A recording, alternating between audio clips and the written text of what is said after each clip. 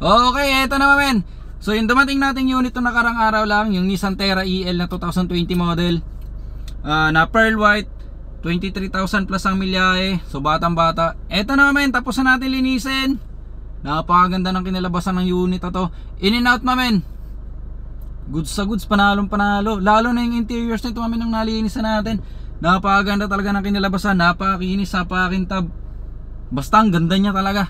Goods na goods to men ha. Okay, so check nyo to. Baka sakaling mapusuan nyo to men, mapaibig kayo nito. Check nyo lang yung description. So iwanan ko na dyan lahat ng detalye ng unit natin, pati presyo. So men, kung may mga katanungan kayo regarding sa unit o bago yung pag-usapan yung presyo, mag-iwan na rin ako ng contact number dyan sa description para mas mabilis ang usapan. So kayo nang bahala. Huwag na natin patagalin to men. Ang ganda talaga ng unit. Ito ang kinalabas ng nalinis na natin. Panalong panalo. So silipin nyo to men, Nissan Terra EL 2020 model, nabubulol pa nga, 23,000 plus lang ang milyahe. Let's go! I'm on my last straw, I'm broken.